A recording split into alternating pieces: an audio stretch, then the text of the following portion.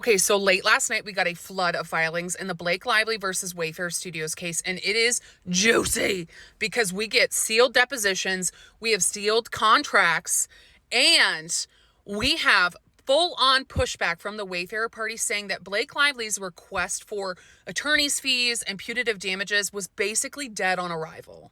Now, out of everything that got filed last night, this declaration from Justin Baldoni and the Wayfarer party's lawyers is the part that I am most interested in, because it's looking like they went ahead and deposed Vivian Baker, who was Blake Lively's makeup artist, as well as Warren Zavala, who is the WME talent agent for Blake Lively. So this is why I'm so interested in it, because this is from Blake Lively's second amended complaint that she filed on the 30th of July. If you remember, she says that Miss Lively tried meeting with Jamie Heath and Justin Baldoni to discuss the unprofessional behavior, and they both arrived unannounced into Miss Lively's hair and makeup trailer while she was topless and having body makeup removed by makeup artists. Miss Lively told Mr. Heath that she was almost done and that they could meet once she was clothed. Mr. Heath, however, insisted that if she did not allow him into her trailer to speak to him at that moment, then there would be no meeting with the other producers. Miss Lively reluctantly agreed, but she asked that Miss Heath keep his back turned. A few minutes later into the conversation, Miss Lively noticed that Mr. Heath was staring directly at her while she was topless. I'm going to move me. But then she says when she called him out, Mr. Heath brushed it off as a habit of wanting to look at the person while speaking to them. Miss Lively and her hair and makeup artist were all deeply disturbed by this interaction on just the second day of filming. Again, she continues on in her second amended complaint saying that Justin and Jamie invaded her privacy by entering her makeup trailer uninvited while she was undressed, including when she was breastfeeding her infant. And she says Miss Lively did not expect or consent to anyone entering her private spaces while topless, exposed, and vulnerable with her newborn or during the body makeup application or removal.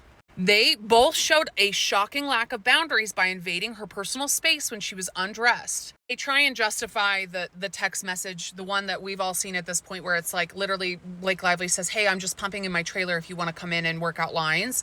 I'm almost done." Like they justify that a little bit, and then they say the critical distinction is consent. Miss Lively's one-time invitation was neither free license to join her immediately, nor was it a general invitation to walk into the trailer anytime uninvited. And it was certainly not a license to enter Miss Lively's trailer when she refused consent. So they're saying that she actually verbally did not consent. She refused consent. And the fact that Mr. Baldoni, who repeatedly preached the importance of consent and all of these other things, displays a breathtaking hypocrisy. So the reason why I wanted to remind you guys of what she actually said in her second amended complaint is because it is very interesting to me that Justin Baldoni, Jamie Heath, and their lawyers would upload the deposition of Blake Lively's makeup artist, because that tells me that something in that deposition bolsters their argument and negates Blake Lively's argument.